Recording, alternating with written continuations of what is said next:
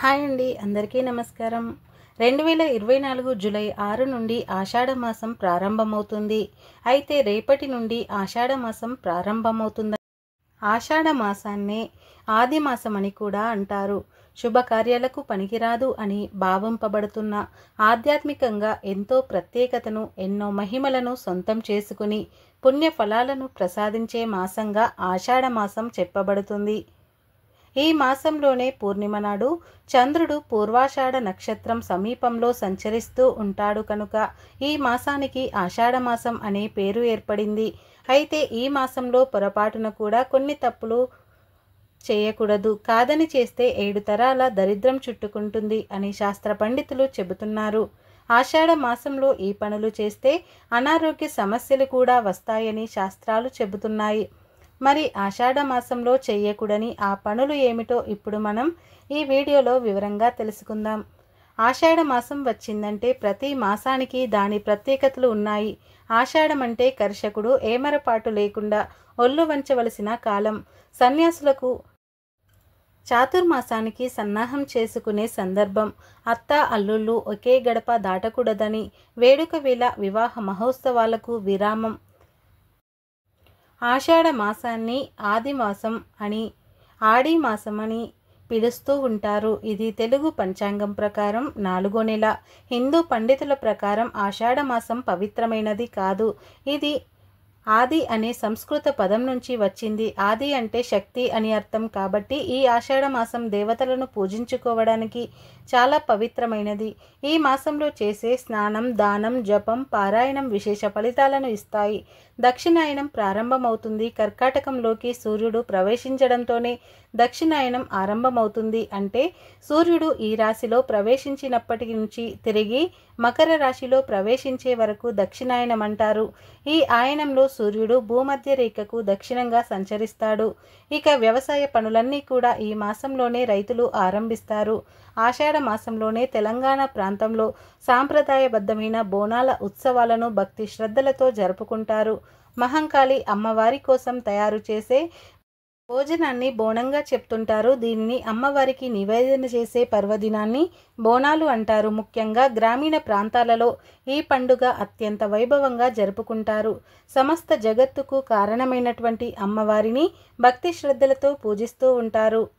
అన్నం, బెల్లం, పెరుగు, పసుపు, నీళ్లు, వేపాకులు ఇలా ఈ బోనంలో ఉంటాయి. ఆషాఢ నెల గడిచేలోగా ఏదో ఒక రోజున గోరింటాకు పెట్టుకొని తీరాలంటూ చెప్తుంటారు.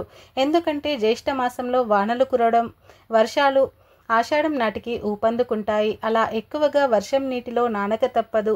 ఈ కాలంలో కాళ్ళు చేతులు తడపకుండా రోజును దాటించలేరు. అలాంటి సమయంలో చర్మ వ్యాధులు రావడం, గోర్లు దెబ్బతినడం సహజం. గోరింటాకు ఈ ఉపద్రవాన్ని కొన్ని రోజుల పాటు ఆపుతుంది. ఆషాఢ మాసం నాటికి గోరింటాకు చెట్టు లేత ఆకులతో నిగనిగలాడుతూ కనపడుతూ ఉంటుంది. ఈ సమయంలో గోరింటాకును తెంపడం వల్ల చెట్టుకు ఎంతమాత్రం హాని కలగదు. పైగా లేత ఆకులతో చేతులు ఎర్రగా పండుతుంటాయి. ఆషాఢం నాటికి వాతావరణం ఒక్కసారిగా చల్లబడిపోతుంది. వాతావరణంలో అకస్మాత్తుగా వచ్చే ఈ మార్పు వల్ల శరీరంలో కఫ సంబంధమైన దోషాలు ఏర్పడుతుంటాయి. గోరింటాకు ఒంట్లోని వేడిని తగ్గించే ఔషధ గుణం కలిగి ఉంటుంది. బయట వాతావరణం మన శరీరాన్ని కూడా చల్లబరిచే దోషాల బారిన పడకుండా శరీరానికి మేలు చేస్తుంది. ఆషాఢంలో కొత్త పెళ్లి కూతుళ్ళు తమ పుట్టింటికి చేరుకోవడం తరతరాలుగా ఆనవాయితీగా వస్తుంది. ఆ సమయంలో తమ చేతులకు గోరింటాకు పెట్టుకొని గోరింటాకు ఇచ్చే రంగును చూసుకుని మురిసిపోతూ వారికి తమ సౌభాగ్యాన్ని గుర్తు చేస్తుంది. పుట్టింటనున్న మనసు మెట్టింట ఉన్న భర్త ఆరోగ్యాన్ని ఆకాంక్షిస్తూ ఉంటుంది. వేళ్లకు గోరింట పెట్టుకోవడం వల్ల కంటికి అందంగానే కాకుండా గోళ్ళు పెలుసుబారిపోకుండా గోరు చుట్టు వంటి వ్యాధులు రాకుండా కాపాడుతూ ఉంటుంది. ఈ మాసంలో కొన్ని పనులు పొరపాటున కూడా చేయకూడదు అని పెద్దలు చెప్తున్నారు. ఆషాఢంలో ఎట్టి పరిస్థితుల్లో కూడా హిందువులు వివాహాలు జరిపించరు. అవసరమైతే 3-4 నెలలు వాయిదా వేస్తారు. కానీ ఈ మాసంలో భజంత్రీలు మోగించరు. ఈ మాసం శుభకార్యాలకు మంచిది కాదు. కానీ పవిత్రమైన పూజలు, వ్రతాలు, రథయాత్రలు, పల్లకి సేవ లాంటి వాటికి ఆషాఢ మాసం శుభప్రదమైనది. అందుకే ఈ నెలలో ఆలయాలు భక్తులతో కిటకిటలాడుతూ ఉంటాయి. పూజలు, పండుగలు, ప్రత్యేక సేవలతో ఆలయాలు కిటకిటలాడుతూ ఉంటాయి. అలాగే పండితులు కూడా పూజా కార్యక్రమాల్లో నిమగ్నమై ఉంటారు. దీనివల్ల వారికి వివాహ తంతు నిర్వహించడానికి సమయం ఉండదని, దీనివల్లే ఆషాఢ మాసంలో వివాహాలు నిర్వహించరని వాదన కూడా ఉంది. ఉత్తరాయణం నుంచి దక్షిణాయన కథల ప్రకారం ఆషాఢ మాసం సమయంలో దేవుడు నిద్రలోకి వెళ్తాడు. దీనివల్ల పెళ్లి చేసుకున్న వాళ్లకు దేవుడి ఆశీస్సులు అందవనే నమ్మకంతో ఇలా ఆషాఢంలో పెళ్లిళ్లకు బ్రేక్ వేసినట్లు చెబుతూ ఉంటారు. అలాగే దక్షిణాదిన ఆషాఢ మాసంలో రైతుల చేతిలో పంట ఉండదు. వ్యవసాయ పనులు మొదలవుతూ ఉంటాయి. వివాహం చేయడానికి అవసరమైన డబ్బులు ఉండక ఇలా సాంప్రదాయం పేరుతో ఆషాఢంలో పెళ్లి చేయకూడదు అనే నిబంధన తీసుకువచ్చారని మరికొందరు పండితులు చెప్తూ ఉంటారు. అలాగే పూర్వకాలంలో పెళ్లి అంటే ఖాళీ ప్రదేశంలో పెద్ద పెద్ద పందిర్లు వేసి నిర్వహించేవారు. ఆషాఢ మాసంలో వర్షాలు, గాలులు ఎక్కువగా ఉంటాయి కాబట్టి వీటి వల్ల పెళ్లికి ఆటంకం ఏర్పడవచ్చు. అలాగే అతిథులకు వడ్డించే భోజనాలపై దుమ్ము ధూళి పడే అవకాశం ఉంది. అంతేకాదు హోమాల వల్ల ప్రమాదాలకు అవకాశాలు కూడా ఉంటాయి. ఈ కారణంతోనే ఆషాఢంలో పెళ్లి తంతు నిర్వహించకపోవడం మంచిదని పెద్దలు ఈ నిర్ణయానికి వచ్చారు. కారణం ఏదైనా ఈ నెలలో పెళ్లిళ్ళు చేయకుండా ఉండడమే మంచిది. ఇక ఈ మాసంలో కొత్తగా పెళ్ళైన దంపతులు కూడా దూరంగా ఉండాలి. ఎందుకంటే ఆషాఢ మాసంలో తొలకరి మొదలై వర్షాలు పడుతుంటాయి. ఇంట్లో అందరూ వ్యవసాయ పనుల మీద పొలానికి వెళ్ళాలి.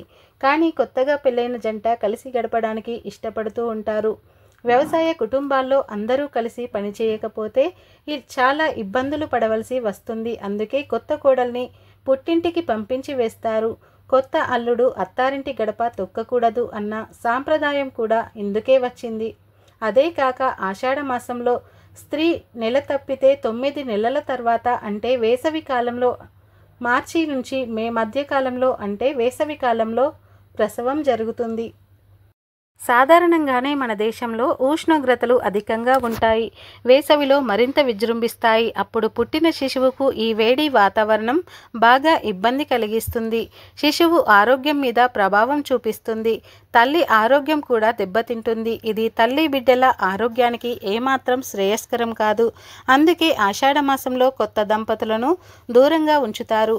మాతా శిశు సంక్షేమమే దేశ సంక్షేమానికి తొలిమెట్టు అన్నది మన పూర్వీకుల ఆలోచన. అందుకే ఈ సాంప్రదాయం కాబట్టి ఈ మాసంలో కొత్తగా పెళ్ళైన దంపతులు దూరంగా ఉండాలి. ఆషాఢ మాసం అంటే దక్షిణాయనం ప్రారంభమవుతుంది కాబట్టి ఎవరు కూడా గృహప్రవేశాలు, వివాహాది శుభకార్యాలు ఇలాంటి శుభకార్యాలు చేయకూడదు. కానీ ఆషాఢ మాసంలో ఉగ్రదేవతల ఆరాధన చేస్తే విశేషమైన ఫలితాలు కలుగుతాయని వైకానస సహిత అనే ప్రామాణిక గ్రంథంలో చెప్పారు. అంటే దుర్గాదేవి, లక్ష్మీ నరసింహస్వామి ఇలా ఉగ్రదేవతల ఆరాధన చేసినట్లయితే విశేషమైన శుభ ఫలితాలు కలుగుతాయి. అలాగే ఆషాఢ మాసంలో శ్రీ మహావిష్ణువుని పూజిస్తే అత్యుత్తమమైనటువంటి ఫలితాలు కలుగుతాయి. ప్రతిరోజు కూడా ఆషాఢ మాసంలో స్నానం చేసిన తర్వాత విష్ణుమూర్తికి సంబంధించిన నామాలు చదువుకుంటూ ఉన్న ఓం నమో నారాయణాయ నమః అనే మంత్రం చదువుతూ ఉన్న చక్కటి శుభ ఫలితాలు కలుగుతాయి. ఆషాఢ మాసంలో కొన్ని ప్రత్యేక ఆహార పదార్థాలు తినకూడదు. ఆషాఢ మాసంలో చాతుర్మాస వ్రతం అనే ప్రత్యేక వ్రతం వస్తుంది. ఈ వ్రతం గొప్పతనం గురించి స్కంద పురాణంలో చెప్పారు. ఈ చాతుర్మాస్య వ్రతం సందర్భంగా ఎవరైతే కొన్ని ఆహార పదార్థాలను తినకుండా ఉంటారో వారికి అశ్వమేధ యాగం చేసిన ఫలితం కలుగుతుంది. ఆషాఢ మాసంలో వచ్చే శుక్లపక్ష ద్వాదశ నుండి శ్రావణ మాసంలో వచ్చే శుక్లపక్ష ద్వాదశి వరకు ఎవరైనా సరే కొన్ని ఆహార పదార్థాలను తినకూడదు. ఆషాఢ శుక్ల ద్వాదశి నుండి శ్రావణ శుక్రవారం ఆకుకూరలు ఆహారంగా తినకూడదు. భాద్రపద మాసంలో పెరుగు ఆహారంగా తినకూడదు, స్వీకరించకూడదు. అశ్వయుజ మాసంలో పాలు ఆహారంగా స్వీకరించకూడదు. కార్తీక మాసంలో కందిపప్పు, పెసరపప్పు ఆహారంగా తీసుకోకూడదు. ఇలా ఆహార నియమాలు పాటిస్తే దానినే చాతుర్మాస్య వ్రతం అనే పేరుతో పిలుస్తుంటారు. ఈ చాతుర్మాస్య వ్రత నియమాలు పాటిస్తే విష్ణుమూర్తి అనుగ్రహం చాలా సులభంగా కలుగుతుంది. అలాగే ఆషాఢ శుక్ల ద్వాదశ నుండి కార్తీక శుక్ల ద్వాదశ వరకు బెల్లం తినడం మానేయాలి. దీని వలన మధురంగా మాట్లాడడం వస్తుంది. ఈ 4 నెలల్లో కూడా తెల్ల ఆవాలు, ముల్లంగి, ఉలవలు, గుమ్మడికాయ, పొట్లకాయ, చింతపండు, తేనె వీటిని తినకూడదు. కుదిరిన వారు ఈ చాతుర్మాస వ్రతం చేస్తే ఉత్తమ ఫలితాలు కలుగుతాయి. అలాగే ఈ ఆషాఢ మాసంలో అనేక రకాల పూజలు, వ్రతాలు చేస్తారు. కానీ నెలసరిలో ఉన్న స్త్రీలు పొరపాటున కూడా ఆధ్యాత్మిక కార్యక్రమాల్లో పాల్గొనవద్దు అని పెద్దలు చెబుతుంటారు. అలాగే ఈ ఆషాఢ మాసంలో ఆరోగ్యం పాడయ్యే అవకాశాలు ఎక్కువగా ఉన్నాయి. కాబట్టి ఆడవారు ఇంటిని పరిశుభ్రంగా ఉంచుకోండి. వారానికి కనీసం 2 సార్లు అయినా సరే ధూపం వేయండి. ఇలా ఆషాఢ మాసంలో ఈ నియమాలు పాటిస్తే మీకే మంచిది. ఎలాంటి ఆర్థిక ఆరోగ్య సమస్యలు రాకుండా ఉంటాయి. అదేవిధంగా ఆషాఢ మాసంలో ఆడవాళ్ళు ఎక్కువగా కన్నీళ్లు పెట్టకూడదు. అలా కన్నీరు పెట్టకుండా మగవారే చూసుకోవాలి. ఆషాఢ మాసంలో ఏ ఇంట్లో కన్నీరు పెట్టుకుంటారో ఆ ఇంట్లోకి లక్ష్మీదేవి రాదు. ఈ చిన్న చిన్న నియమాలు పాటిస్తే ఈ నెలలో ఈ పనులు చేయకుండా ఉంటే మంచిది. మీకు ఎలాంటి అనారోగ్యాలు రాకుండా కూడా ఉంటాయి. ఎంతో పవిత్రమైన ఆషాఢ మాసంలో స్త్రీలు పొరుగింటి వారికి ఈ వస్తువులను అసలు ఇవ్వకూడదు. కాదని ఈ వస్తువులను ఎవరికైనా ఇస్తే దరిద్రం పట్టుకుంటుంది. మీరు కష్టాల పాలవుతారు. చేతిలో రూపాయి కూడా మిగలదు. అడుక్కుని స్టేజికి వెళ్ళిపోతారు. సమస్యలతో సతమతమైపోతారు. మరి ఆషాఢ మాసంలో స్త్రీలు ఎవరికి ఇవ్వకూడని ఆ వస్తువులు ఏమిటో ఇప్పుడు మనం ఈ వీడియోలో వివరంగా తెలుసుకుందాం. దానం అంటే ఏదైనా ఇతరులకు అడిగినా అడక్కపోయినా వారి అవసరాల కోసం ఇవ్వడం. దానం చేసిన వ్యక్తిని దాత అంటారు. దానం ఇవ్వమని అర్థించే వారిని యాచకులంటారు. దానం ఇచ్చేది ధనం, వస్తువు రూపంలో కానీ సేవ రూపంలో కానీ ఉంటుంది. దానం చేసి ప్రతిఫలం ఆశించకూడదు. అప్పుడే మనం దానం చేసేదానికి సార్థకత ఉంటుంది. ఏదైనా పంచుకుంటూ పోతే చివరికి మిగిలేది ఏమీ లేదు, ఉండదనుకుంటారు చాలామంది. నిజానికి దానం చేసే వాళ్ళే ధనవంతులు అవుతారని పండితులు చెబుతున్నారు. దానానికి సంబంధం ఉంది. మనకు ఉన్న దాంట్లో ఎంతో కొంత దానంగా ఇస్తే అది మనల్ని మరింత ధనవంతులుగా చేస్తుందని పండితులు సూచిస్తూ ఉన్నారు. ముఖ్యంగా కొన్ని వస్తువులను దానం చేస్తే మరింత ధనవంతులవుతారని చెబుతూ ఉన్నారు. దానం, ధర్మం అనే మాటలు మీరు వినే ఉంటారు. ఎవరైనా పేదవారికి మీ శక్తి కొలది చేసే ద్రవ్య సహాయము కానీ వస్తు సహాయము కానీ ధర్మం అంటారు. ఇలా వచ్చిన పుణ్యఫలం ఇహలోక సౌఖ్యాలకు దోహదం చేస్తుంది. మీకు తోచినది ఏదైనా ధర్మం చేయవచ్చు. కానీ దానం చేయడానికి కొన్ని పరిధులు ఉన్నాయి. ఏది పడితే అది దానం చేయడానికి వీలు లేదు. హిందూ సనాతన ధర్మంలో దానానికి విశిష్ట స్థానం ఉంది. సాధారణంగా ప్రతి ఒక్కరికి ఏదో ఒక విషయంలో అవసరం ఏర్పడి ఉంటుంది. మనం ఇంట్లో అన్నీ కలిగి ఉన్నప్పటికీ సరైన సమయానికి ఇంట్లో లేకపోవడంతో పక్కింటి వారి దగ్గరికి వెళ్ళి తీసుకురావడం లేదా ఇతరులు మన దగ్గరికి వచ్చి అడగడం వంటివి చేస్తూ ఉంటారు. అయితే దానం ఇవ్వడం మంచిదే. కానీ సాయంత్రం సమయంలో మాత్రం పొరపాటున కూడా కొన్ని వస్తువులను దానం చేయకూడదని పండితులు చెబుతున్నారు. గత జన్మలో కర్మల ఫలం ఈ జన్మలో ఉంటుందని అంటూ ఉంటారు. ప్రస్తుత జన్మలో మనం చేసిన దానమే వచ్చే జన్మ ఉన్నతికి ఉపయోగపడుతుందని పండితుల వ్యాఖ్య. దానం చేయడం వలన సకల పుణ్యఫలాలు ప్రార్థిస్తాయని పురాణాలు సైతం చెబుతూ ఉన్నాయి. మీకు పనికిరానిది ఇవ్వడం దానం కాదు. అవతల వ్యక్తికి పనికి వచ్చే వస్తువులే దానం చేయాలి. అదే నిజమైన దానం. దానికి ఫలితం ఉంటుంది. దానం అందుకునేవారు దీవించే దీవెనలే మీ కుటుంబానికి మేలు చేస్తాయి. దానము చేస్తే పుణ్యం వస్తుందంటారు. కానీ సంధ్యా సమయంలో, ముఖ్యంగా ఆషాఢ మాసంలో పొరపాటున కూడా ఈ వస్తువులు దానంగా ఇవ్వకూడదు. దాన ధర్మాలు చేయడం వలన పుణ్యం లభిస్తుందని చాలామంది భావిస్తూ ఉంటారు. సూర్యాస్తమయం తర్వాత మర్చిపోయి కూడా కొన్ని వస్తువులను దానంగా ఇవ్వకూడదు. చెయ్యే బదులుగా కూడా ఇవ్వకూడదు. అలా ఇవ్వటం వలన మీకు సమస్యలు ఏర్పడతాయి. జ్యోతిష శాస్త్రం ప్రకారం ఈ కలియుగంలో దాన ధర్మాలకు విశేషమైన ప్రాముఖ్యత ఉన్నది.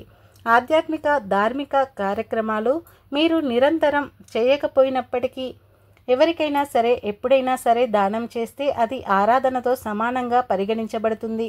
అంతేకాకుండా ప్రతిఫలం ఆశించి దాన ధర్మాలను చేస్తే ఎలాంటి ఉపయోగము ఉండదు. దానం చేయడానికి కొన్ని ప్రత్యేక నియమాలు అనేవి ఉన్నాయి.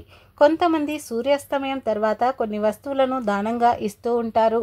అలా ఇవ్వడం వలన, ముఖ్యంగా ఆషాఢ మాసంలో సూర్యాస్తమయం సమయంలో ఇవ్వడం వలన మీకు ఇబ్బందులు తప్పవని పండితులు చెబుతున్నారు. మరి ఆ వస్తువులు ఏమిటంటే జ్యోతిష్య శాస్త్రం ప్రకారం పెరుగు దానం చేయడం చాలా శుభకరంగా చెప్తుంటారు. ముఖ్యంగా పేదలకు, నిరాశ్రయులకు పెరుగును దానం చేస్తే లేదా మజ్జిగను దానం చేస్తే చాలా మంచిదని చెబుతారు. కానీ సూర్యాస్తమయం సమయంలో పెరుగును కానీ మజ్జిగను కానీ ఎప్పుడూ కూడా దానంగా ఇవ్వకూడదు. చెయ్యి బదులుగా కూడా ఇవ్వకూడదు. ఎందుకంటే పెరుగు అనేది శుక్రగ్రహానికి సంబంధించినది. శుక్రుడు ఆనందం, శ్రేయస్సును పంచుతాడు. కాబట్టి సంధ్యా సమయంలో అంటే సాయంత్రం సమయం తర్వాత పెరుగును దానంగా ఇవ్వడం వల్ల జీవితంలో ఆనందాన్ని, శ్రేయస్సును కోల్పోతారు. అలాగే సూర్యాస్తమయం తర్వాత పాలను కూడా దానంగా ఇవ్వకూడదు. పాలు అనేది సూర్యుడు, చంద్రుడు రెండింటికి సంబంధించినవి కాబట్టి సాయంత్రం సమయంలో పాలను దానంగా ఇవ్వటం వలన లక్ష్మీదేవి, శ్రీహరి ఆగ్రహానికి లోనై ప్రమాదం ఉంటుంది. దీని వలన మీ జీవితం సర్వనాశనం అవుతుంది. కాబట్టి సూర్యాస్తమయం తర్వాత మర్చిపోయి కూడా పాలను దానంగా ఇవ్వకూడదు. డబ్బును మనం లక్ష్మీదేవి స్వరూపంగా భావిస్తూ ఉంటాము. అటువంటి డబ్బును సూర్యాస్తమయం సమయంలో ఎవరికి అప్పుగా కానీ దానంగా కానీ ఇవ్వకూడదు. ఇలా ఇవ్వడం వలన డబ్బుతో పాటు లక్ష్మీదేవి కూడా మీ ఇంట్లో నుండి బయటకు వెళ్ళిపోతుంది. లక్ష్మీదేవి బయటకు వెళ్ళిపోతే మీరు ధన సమస్యలు, ఆర్థిక సమస్యలను ఎదుర్కోవాల్సి వస్తుంది. కాబట్టి సాయంత్రం సమయంలో పొరపాటున కూడా డబ్బును దానంగా, అప్పుగా కానీ ఇవ్వకూడదు. సంధ్యా సమయం తర్వాత జ్యోతిష్య శాస్త్రం ప్రకారం ఉల్లిపాయ, వెల్లుల్లి, ఉప్పును దానంగా ఇవ్వకూడదు. ఇలా దానంగా ఇవ్వటం వలన ఎవరైనా చెడు ప్రయోగం చేసే అవకాశాలు ఎక్కువగా ఉంటాయి. ఇవి ఇవ్వటం వలన మీకు ప్రాణాంతకం అని పండితులు చెప్తున్నారు. మీకు, మీ కుటుంబ సభ్యులకు క్షేమం కాదు. కాబట్టి వీటిని కూడా దానంగా పొరపాటున కూడా ఇవ్వకండి.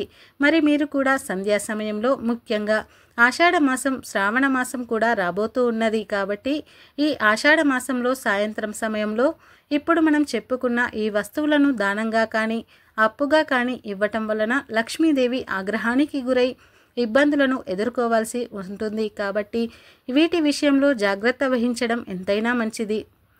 ఫ్రెండ్స్, ఈ వీడియో నచ్చితే లైక్ చేయండి, షేర్ చేయండి. అలాగే మా ఛానల్ని ఫస్ట్ టైం కనుక చూస్తున్నట్లయితే ఇప్పుడే సబ్స్క్రైబ్ చేసుకుని పక్కనే ఉన్న గంట సింబల్ని యాక్టివేట్ చేసుకోండి. అప్పుడే మేము పెట్టే ప్రతి వీడియో మీకు నోటిఫికేషన్గా వస్తాయి. అలాగే ఈ వీడియో నచ్చితే కామెంట్ బాక్స్లో జై శ్రీరామ్ అని తప్పకుండా కామెంట్ చేయండి. ఈ వీడియో పూర్తిగా చూసినందుకు ధన్యవాదాలు.